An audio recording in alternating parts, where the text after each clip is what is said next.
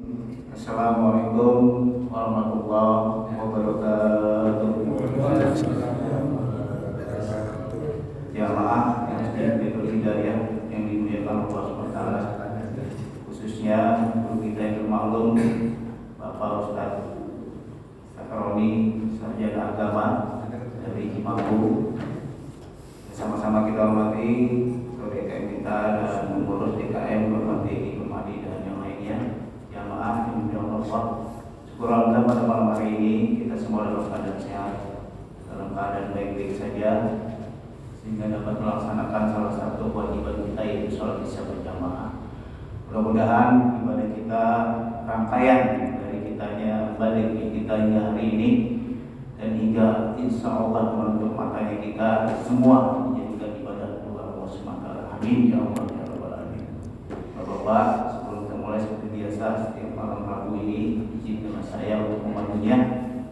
Yang pertama kita baca suratul Fatihah khusus buat kakek nenek kita, orang-orang tua kita, saudara kita, teman kita, tetangga kita, yang Allah Ta'ala panggil terlebih dahulu.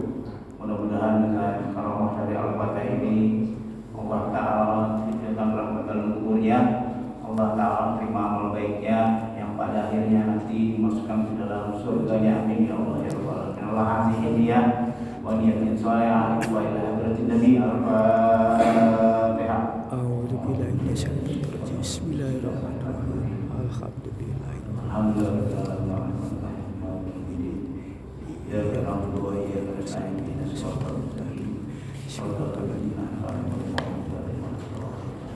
Apa yang kedua seperti biasa, marilah kita minta kepada Allah SWT khusus buat diri kita masing-masing dan juga orang tua kita, saudara kita yang masih ada, istri dan anak kita. Mudah-mudahan Allah Ta'ala panjang umurnya kita semua, sehat walafiat, dimudahkan segala urusan kita semua, dijadikan anak-anak dan soleh dan solehah, keluarga yang rezeki, nama rahmat, dimudahkan segala urusan kita semua. Al-Fatihah.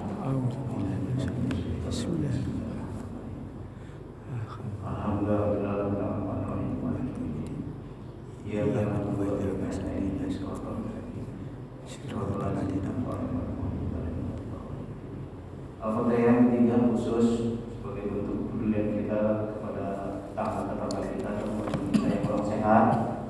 Pengetahuan saya seperti Mas Arif, teman saya, jadi alhamdulillah saya lihat sudah pulang, dan mudah-mudahan dan yang lainnya mudah-mudahan Allah Ta'ala berikan kesembuhannya, Allah Ta'ala memberikan kesehatannya yang pada akhirnya dapat beribadah kepada Allah SWT dan dapat berkumpul dengan keluarga dalam keadaan baik-baik. Allah ini ya, bina sifat kehamilan dan berkumpul ya benar Al-Fatihah.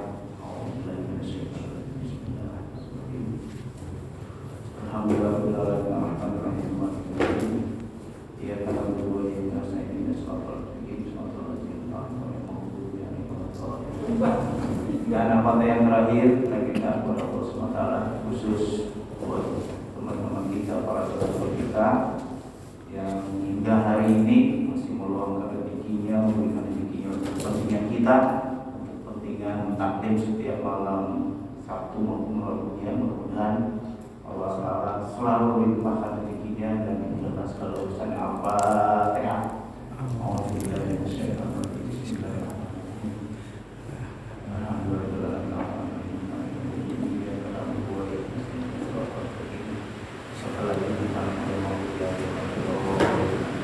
Demikian yang kita sampaikan kita untuk memulai.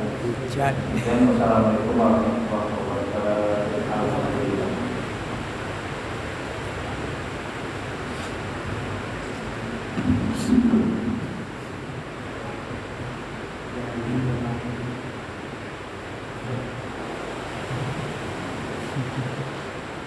Assalamualaikum warahmatullahi wabarakatuh. Waalaikumsalam warahmatullahi wabarakatuh.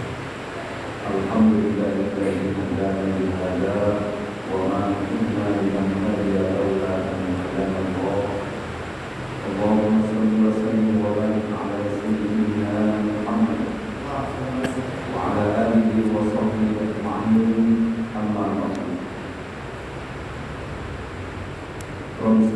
صدري ويسر لي أمري واحلل عقدة من لساني يفقهوا قولي سبحانك لا علم لنا إلا ما علمتنا إنك أنت العليم الحكيم لا حول ولا قوة إلا بالله العلي العظيم.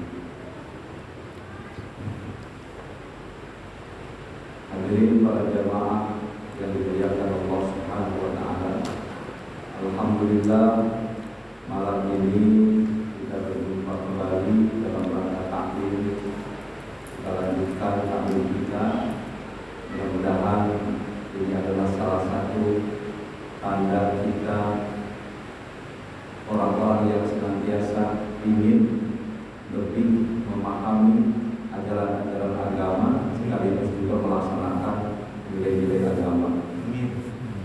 Alhamdulillah untuk hujan lagi ya. Hujan. Alhamdulillah berkah.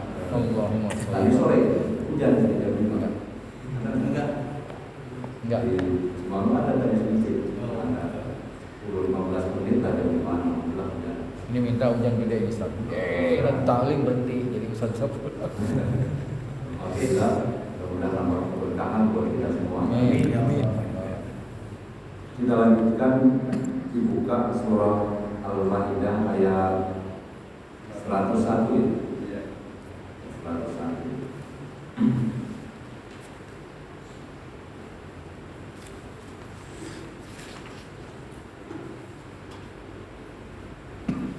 A'udzu billahi minasyaitonir rajim. A'udzu billahi minasyaitonir rajim. Bismillahirrahmanirrahim. Bismillahirrahmanirrahim.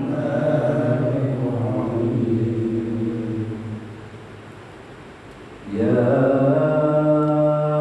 ayyuhalladzina amanu la tas'alu an asya'a in tubda lakum tasu'kum.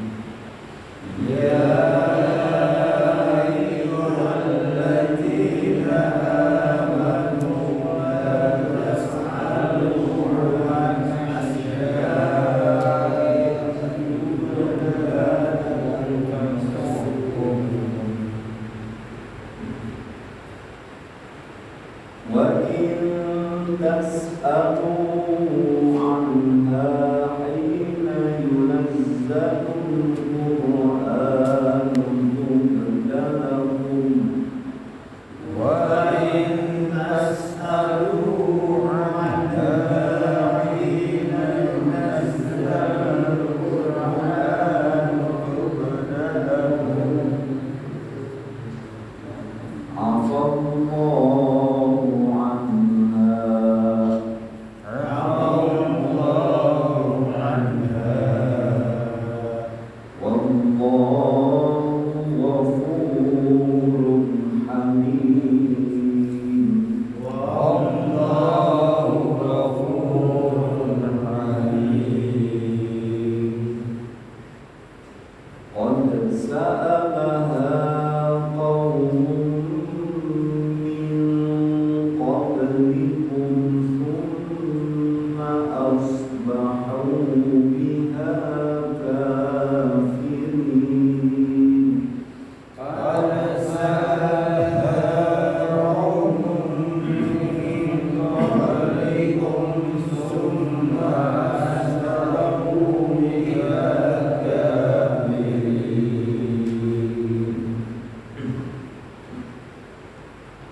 Ma ja'alallahu min bahiratin wala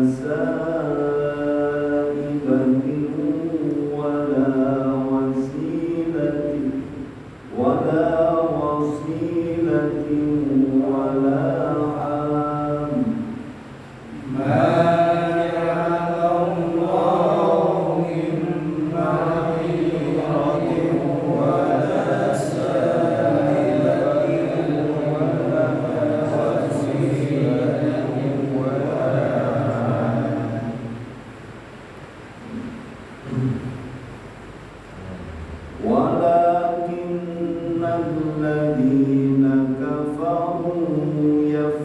يفترون على الله الكذب ولكن الذين كفروا يفترون على الله الكذب وأكثرهم لا يعقلون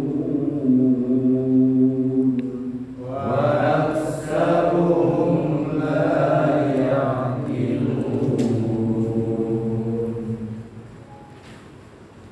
والله أعلم بحق المراد.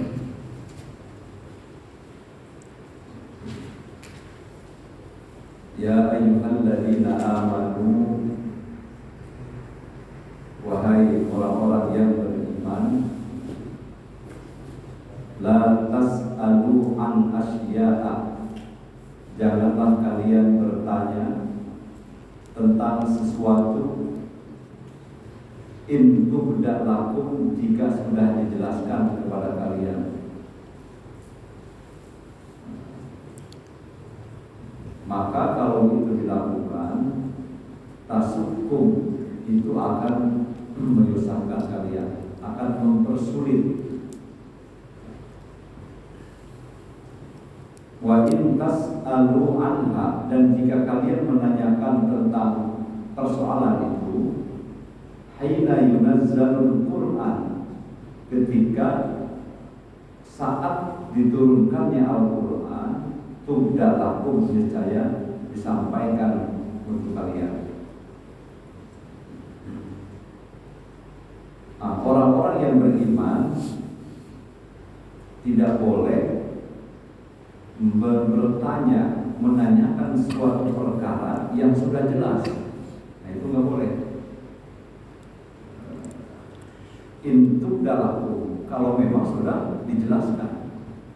Ketika Nabi sudah menjelaskan, menyampaikan ayat, kemudian ditambah dengan penjelasan berupa hadis, maka seringkali Nabi, ketika ada sahabat bertanya, seringkali Nabi tidak menjawab, diam saja. Itu menandakan bahwa kalau memang ada persoalan yang sudah jelas diterangkan di dalam Al-Quran, di dalam keterangan, penjelasan-penjelasan, jangan banyak bertanya. Lantas alu an asya intub dalaku, kalau sudah dijelaskan. Tasukum, maka itu akan mempersulit, gitu. Seperti dulu Bani Israil ditanya, disuruh menyembelih sapi. Nanya lagi, sapinya sapi apa? Dijawab lagi. Kemudian nanya apa? Misalkan warnanya apa? Dikasih tahu warna putih misalkan. Nanya lagi umur berapa misalnya. Itu kan mempersulit juga. Padahal kalau suruh sembelih ya sembelih. Atau misalkan kalau kita disuruh apa? Mungkin kita nyuruh cuci baju lah.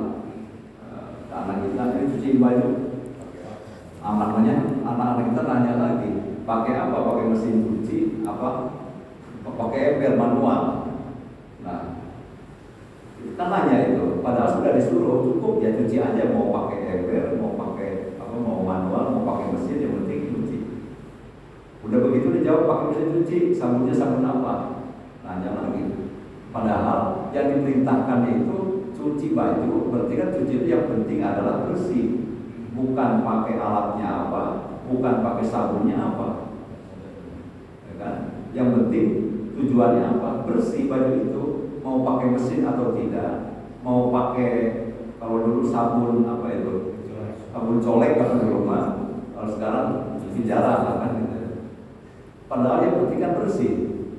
Perintahnya itu adalah cuci supaya bersih, bukan pakai apanya.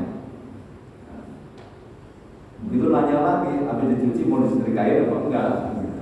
Jadi kan banyak, akhirnya mempersulit juga gitu. Padahal perintahnya adalah cuci baju, berarti tujuannya supaya bersih. Nah, ini logika kita, rasional kita sampai ke sana. Ketika sesuatu yang sudah dijelaskan di dalam agama, keterangan agama, jangan banyak tanya, gitu. Yang sudah jelas-jelas dijelaskan di dalam Al-Quran. Karena apa? Tasukum itu akan mempersulit diri kalian. Nah, ini kejadian pada masa lalu. Pada masa nabi-nabi, baik Nabi Musa, Nabi Isa, dan nabi-nabi lainnya, itu kaumnya itu selalu banyak bertanya kepada para nabi. Tetapi setelah nanya bukan diikuti, malah ikhtilaf, malah berselisih, gitu. Banyak nanya, lalu berpikir sekeras-kerasnya, sekuat-kuatnya berpikir untuk apa? Untuk menimbulkan sebuah pertanyaan. Padahal dengan banyak bertanya bukan malah mengikuti, yang ada malah yang apa? Perselisihan. Nah, jadi sebenarnya kadang ya kita kadang bisa memahami orang nanya itu kan sebetulnya ada juga yang ngetes aja, kan gitu ya. Bukan nanya pengen tahu persis untuk melaksanakan, hanya ngetes. Akhirnya untuk mencari perbedaan, bukan mencari persamaan, gitu. Nah, jadi sekali lagi bahwa tidak semua pertanyaan itu membawa manfaat, tidak semua pertanyaan itu membawa manfaat dan maslahat. Ada pertanyaan justru yang menjebak, yang justru menimbulkan perselisihan. Nah, maka sesungguhnya di dalam beragama itu ambil jalan tengah. Pertama, memang betul ada perintah dalam Al-Quran, fas'alu ahlan dzikri in kuntum la ta'lamun. Nanyalah kamu kepada orang yang ahlinya. Ahli dzikir itu artinya ahli dalam sebuah persoalan. Tanya kepada ahlinya tentang persoalan itu, in kuntum la ta'lamun, kalau kalian tidak mengetahui. Ini perintah agama untuk bertanya. Tetapi dalam Al-Quran, tetapi dalam hadis Nabi menjelaskan tadi, jangan banyak bertanya jika sesuatu itu tidak membawa manfaat. Yang ada malah ikhtilaf, muncul perselisihan, perbedaan-perbedaan. Bahkan suatu ketika selesai Nabi SAW melaksanakan ibadah haji, ada salah seorang sahabat bertanya, wahai Rasulullah, ibadah haji ini apakah diwajibkan setiap tahun? Rasul menjawab atau tidak? Rasulullah diam saja, tidak menjawab. Lalu sahabat itu bertanya yang kedua kali, ya Rasul, saya bertanya lagi, apakah ibadah haji itu diwajibkan setiap tahun? Rasul masih diam. Sampai yang ketiga kali sahabat itu nanya, ya Rasulullah, apa wajib ibadah haji itu tiap tahun? Lalu Nabi bukan menjawab ya atau tidak, bukan wajib atau tidak, tapi kata Nabi, seandainya umatku banyak bertanya, maka perintah ini semakin banyak, semakin akan mempersulit kalian. Jadi kalau kalian nanya terus, seandainya ini datang perintah, itu kan Nabi masih ada. Nabi masih ada. Ketika ada pertanyaan dari sahabat, dari umat, itu biasanya akan datang langsung turun wahyu. Nah, bagaimana kalau seandainya kejadian pada saat bertanya sahabat itu, wahyu turun, ya Rasul, ya wajib. Coba itu malah mempersulit, begitu kata Nabi. Nah, jadi ketika ada satu perintah, ya sudah laksanakan. Jadi seandainya karena itu Rasul masih ada, berarti kan ada kemungkinan kalau ditanya terus, wah ini malaikat menyampaikan pesan dari Allah, ya Rasul, ya sudah jawab, diwajibkan. Nah, itu memberatkan kan gitu. Nah, sampai 3 kali Rasulullah tidak menjawab wajib apa tidak. Artinya apa? Berarti hukumnya tetap bahwa ibadah haji itu wajibnya bagi yang mampu, tidak wajib setiap tahun kan begitu. Wajib setiap tahun. Nah, itu salah satu contoh la tas'alu an asya untuk dalam tasukum. Tidak boleh bertanya tentang suatu perkara yang sudah jelas. Lalu bagaimana jalan tengahnya? Ada ayat yang memerintahkan untuk bertanya tentang persoalan apapun kepada yang mengerti. Lalu kata Nabi, jangan banyak bertanya suatu hal, suatu persoalan agama apabila memang sudah dijelaskan perintahnya. Nah, maka Imam Nawawi menjelaskan pertanyaan itu paling tidak ada 3. Pertama, tentang kewajiban agama. Kalau tentang andinikum, tentang kewajiban beragama yang fardu ain seperti wudu, wudu, sholat kan begitu, hukum fikih dan seterusnya, rukun Islam yang 5, itu wajib ditanya karena itu wajib bagi setiap individu. Boleh itu ditanya sepanjang itu belum jelas kan gitu bagi kita, karena itu akan dilaksanakan, dipraktekkan di dalam keseharian kita. Yang kedua, ada persoalan juga pertanyaan itu yang berkaitan dengan fatwa. Dengan fatwa sebuah misalkan fatwa itu situasi, kondisi terkini yang butuh jawaban atau fatwa dari seorang ulama. Itu bisa ditanyakan, tapi ini fatwa ain.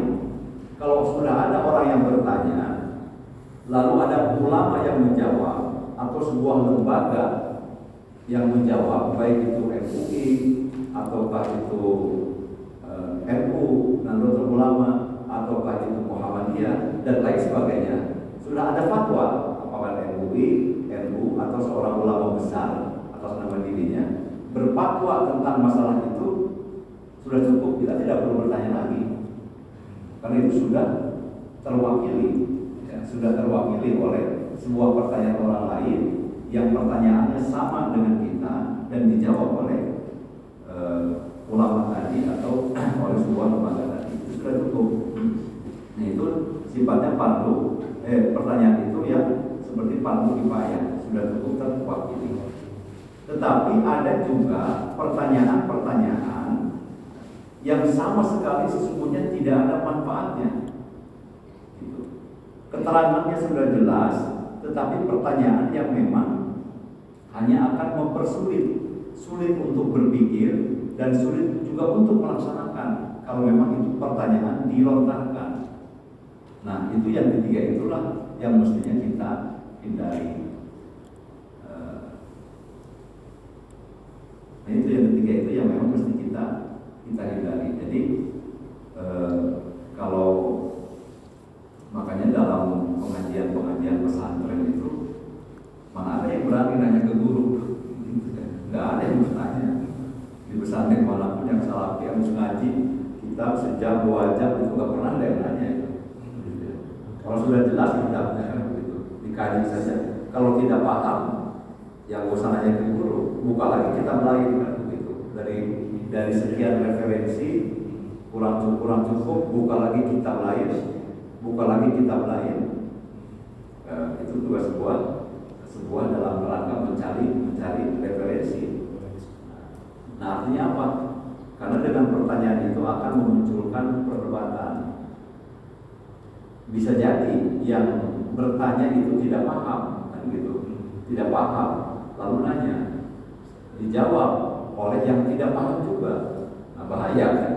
Jadi sudah kurang paham, dijawab oleh yang kurang paham juga, itu akan menjadi bahaya. Maka disitulah yang dimaksud dengan jangan bertanya suatu perkara yang memang tidak menguasai masalah dan hanya akan menyulitkan.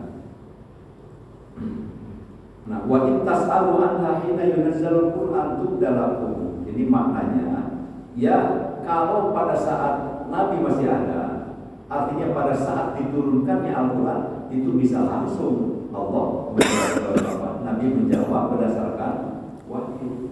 Hina yunazzalul Qur'an tubdalakum, maka itu akan ditampakkan, dijelaskan kepada kalian tentang persoalan-persoalan yang ditanyakan itu. Tapi kalau sekarang, ya zaman sekarang sebetulnya tidak perlu banyak nanya juga kan gitu. Semuanya sudah ada, kalau mau kita gali, kita kaji itu sudah jelas di dalam berbagai referensi kitab-kitab yang dikarang oleh para ulama, itu sudah jelas sebenarnya. Maka betul pas ahla dzikri, bertanya kepada yang paham kepada yang mengerti. Afallahu anha, maka Allah telah memaafkan atas dirinya. Wallahu ghafurur halim, dan Allah Maha Pengampun lagi Maha Penyantun.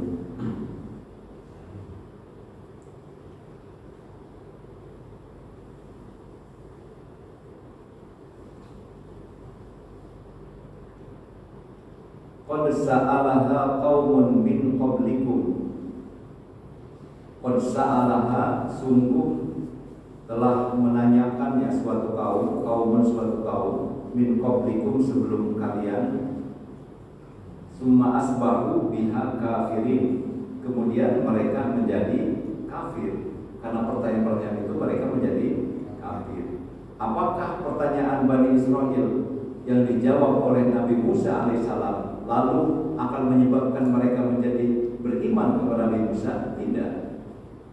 Setiap pertanyaan yang begitu banyak yang disampaikan oleh Bani Israel, oleh kaumnya Nabi Musa, Nabi Isa, apakah pertanyaan itu lalu akan berubah mereka menjadi mukmin? Tidak. Summa asbahu biha kafirin, tetap aja mereka menjadi kafir.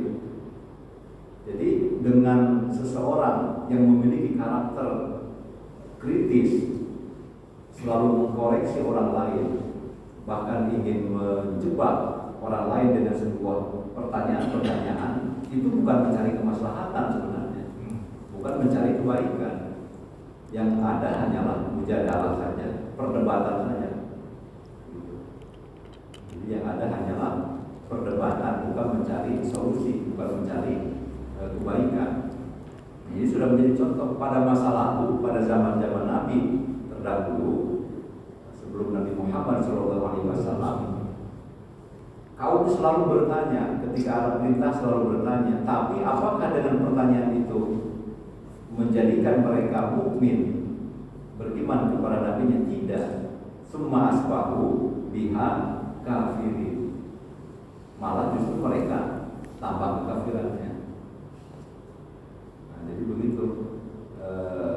Dengan seseorang banyak bertanya kepada guru, kepada siapapun, itu juga tidak lantas orang itu menjadi akan mengikuti.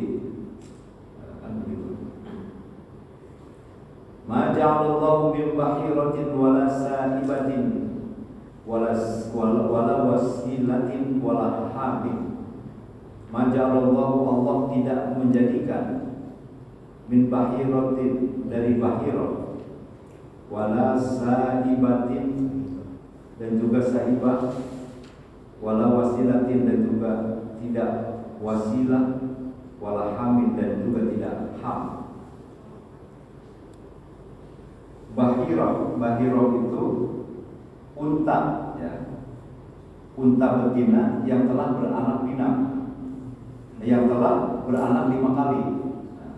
Allah juga tidak menjadikan kepada binatang-binatang itu walakinnal ladzina kafaru yaftaruna 'alallahi al-kadziba, akan tetapi orang-orang yang kafir yaftaruna 'alallahi al-kadziba, mereka mengada-adakan terhadap Allah al-kadziba, terhadap kedustaan. Wa aksaruhum la yaqilun, dan kebanyakan mereka tidak berakal. Jadi bahirah itu unta betina yang telah beranak 5 kali, dan anak kelima itu jantan. Kemudian sa'ibah itu unta betina yang dibiarkan pergi kemana saja lantaran sesuatu mengajar. Seperti jika pada dulu zaman seorang Arab jahiliyah bernazar akan melakukan sesuatu atau perjalanan yang berat, maka ia biasa bernazar untuk menjadikan untanya itu, unta sa'ibah itu, untuk sebagai nazar bila dia berhasil selamat dalam sebuah perjalanan yang jauh tadi. Kemudian wasilah, wala wasilatin, dan juga tidak wasilah. Wasilah itu seekor domba betina melahirkan anak kembar yang terdiri dari jantan dan betina, maka yang jantan itulah disebut wasilah. Wala hamin dan juga tidak ham.